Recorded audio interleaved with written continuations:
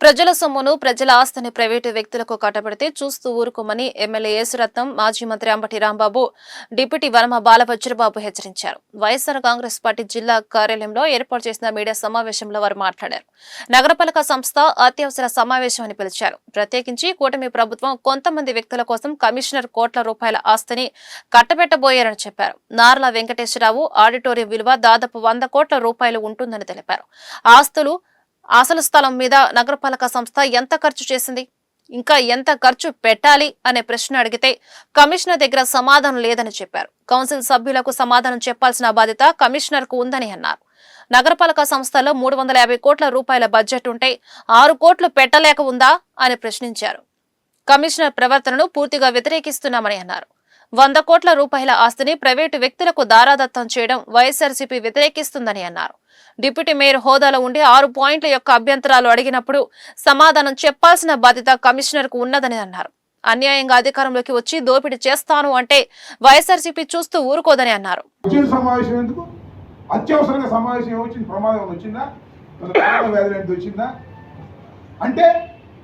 నార్ల ఆడిటోరియంని అన్నమయ్య ట్రస్ట్కి కట్టబెట్టడం అంత అర్జెంటా? Number 1. Number 2, మీరు కట్టబెట్టాలి PPP model. కొత్తగా వచ్చాడు చంద్రబాబు నాయుడు, పీపీపీ మోడల్ అంటూ తనకు కావాల్సిన వాళ్ళు మెడికల్ కాలేజీ కట్టబెట్టేయడం, ఇలాంటి ఖాళీ స్థలాలు ఉంటే కట్టబెట్టేయడం, కార్పొరేషన్ ఏదైనా పెద్ద పెద్ద స్థలాలు ఉంటే కట్టబెట్టేయడం. ఇప్పుడు ఏదో అదేంటి మానస సరోవరం, అది కూడా కట్టబెట్టబోతున్నారని అంటున్నారు. ఎంతో మీకు తెలియదు. అంటే ఎక్కడైతే విలువైన స్థలాలు ఉన్నాయో అవి తమ తాబేదారులకు కట్టబెట్టేటటువంటి కార్యక్రమం చేస్తున్నారు. దీన్ని నిన్న కౌన్సిల్లో బాగా మిగిలిన వాళ్ళు, మా పార్టీ నుంచి అవతల పార్టీకి బాగా మిగిలినటువంటి వాళ్ళు, కార్పొరేటర్లు తీవ్రంగా వ్యతిరేకించారు. వ్యతిరేకించడంతో పాటు డిసెంట్ ఇచ్చారు ఆన్ రైటింగ్. దీనిలో డైమండ్ బాబు మేయర్గా, డిప్యూటీ మేయర్ 6 పాయింట్లు. మొదటి పాయింట్లో మళ్ళా 6 పాయింట్లు మళ్ళీ అలాంటి 6 పాయింట్స్తో కలిసి దీనికి సమాధానం చెప్పండి, కౌన్సిల్ నుంచి అడుగుతున్నాను నేను మేయర్గా, డిప్యూటీ మేయర్గా అని డిప్యూటీ మేయర్ గారు ఇస్తే దాన్ని చైర్మన్ గారు సంతకం పెట్టారు. కమిషనర్ గారు తీసుకోవడానికి వీల్లేదన్నా. అంత ఇదే ట్రై చేయడం అట్లే కాలేదు. ఒక డిసెంట్ ఒక పేపర్ ఇచ్చినప్పుడు ఆ పేపర్ తీసుకోవాలి, ఆ పేపర్ని ప్రాసెస్ చేయాలి, దాన్ని లీగల్గా చేయాలి. అది తీసుకొని పోమన్నది. What is this? ఇది డెమోక్రసీ, ప్రజాస్వామ్యమా, లేక డిక్టేటర్లో ఉన్నారా? బుల్డోజ్ చేసేస్తారా? ఈ పాయింట్స్ అన్ని these are all valuable points. మీ అందరికి ఇస్తాను, ప్రెస్ వాళ్ళకి తీసుకోండి, స్టడీ చేయమని చెప్పండి.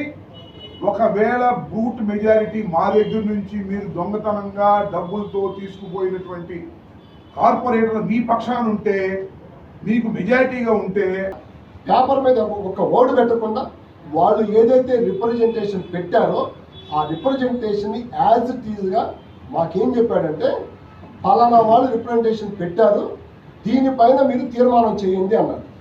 మేము అందులో ఏమీ తెలియకుండా కళ్ళు మూసుకొని గుడ్డెద్దెలు చేలోబడ్డట్టు మేము పెట్టడం అంటే అయ్యే పని కాదని చెప్పాను. నేను ఏమన్నానంటే, ఇది కూడా సార్ నాకు ఉన్నటువంటి డౌట్స్ ఇవి, నా కొర్రీస్ ఇవి, దీనికి మీరు ఒకసారి ఎక్స్ప్లెయిన్ చేయండి అంటే చేయడానికి ఇష్టపడాలి. సరే, నేను ఒకటే మాట చెప్పాను, ఇక్కడ ఉన్నటువంటి గౌరవ సభ్యులు అందరి అభిప్రాయం వ్యక్తిగతంగా తీసుకోండి, లేదు నా అభిప్రాయం, నా డిసెంట్, నా అభ్యంతరాలు మీకు ఇస్తున్నా, నా అభ్యంతరాలు మీరు తీసుకొని దీన్ని మీరు దృష్టిలో పెట్టుకొని చేయండి.